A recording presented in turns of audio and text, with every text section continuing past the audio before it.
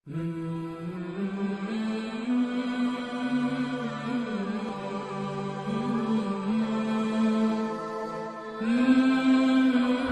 اللہ الرحمن الرحیم نحمدہ و نصلی علی رسولہ الکریم۔ آج ایک سوال آیا تھا کہ جمعے کے خطبے کے عربی خطبے کے دوران جو ہے وہ دعا مانگنا، اسی طرح جب جمعے کا خطبہ عربی خطبہ ہو رہا ہوتا ہے اس کے اندر درود پاک آتا ہے، تو درود پاک میں جو ہے وہ جب ان اللہ و ملائکتہ یصلون علی النبی یا ایھا الذین آمنوا صلوا علیہ وسلموا تسلیما، امام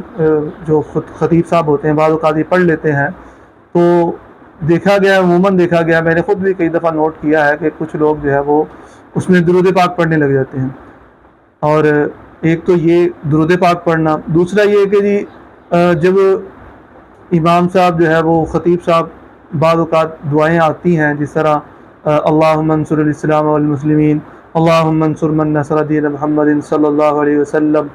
وجعلنا منہم، اللہم اخذل من خذل دین محمد صلی اللہ علیہ وسلم ولا تجعلنا منہم۔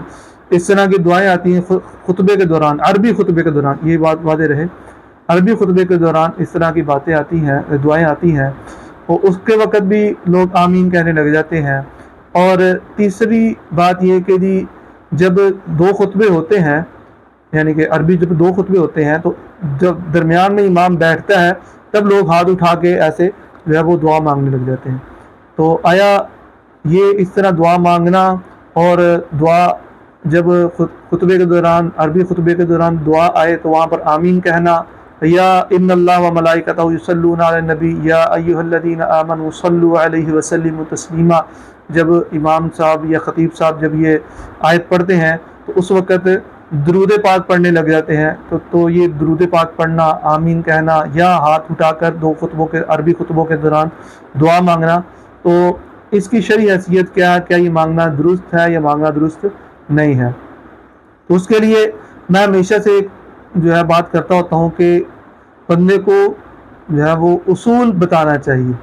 اصول یہ ہے کہ جب امام عربی خطبے کے لیے کھڑا ہو اس وقت سے لے کر جب تک جماعت کھڑی نہ ہو جائے، عربی خطبہ ختم نہ ہو جائے، اس وقت تک کسی بھی قسم کی کوئی بھی ایکٹیویٹی کرنا منع ہے۔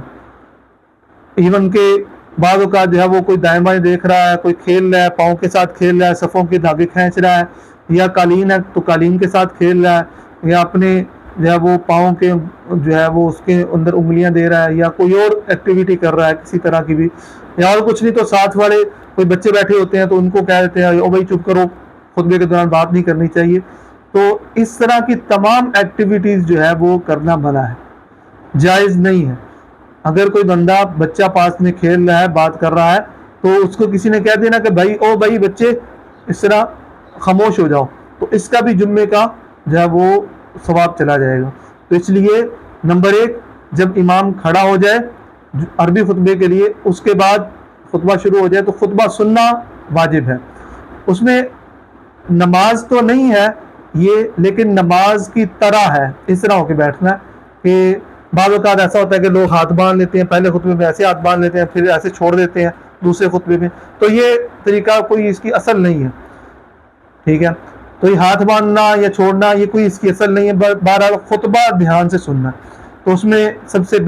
جو بہترین طریقہ یہ ہے کہ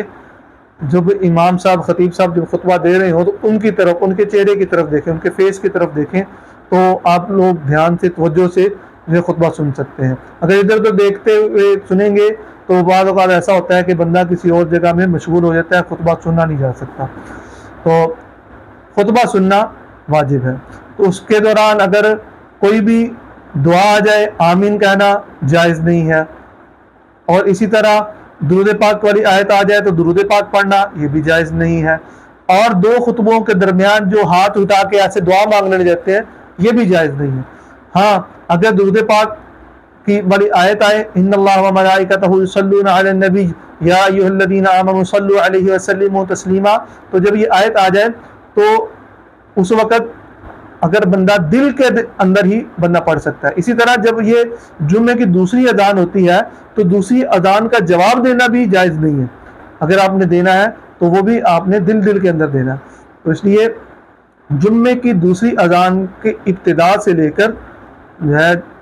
خطبے کے ختم تک یہاں تک کسی بھی قسم کی ایکٹیویٹی نہیں کرنی چاہیے. اور دعا دو خطبوں کے درمیان ہاتھ اٹھا کے دعا مانگنا یہ بھی جائز نہیں ہے. تو امید ہے کہ جن ساتھیوں نے یہ سوال پوچھا تھا ان کو اس کا جواب مل گیا ہوگا. اور آئندہ اگر کسی نے کوئی سوال کرنا ہو تو وہ بھی آپ اس میں ہمارے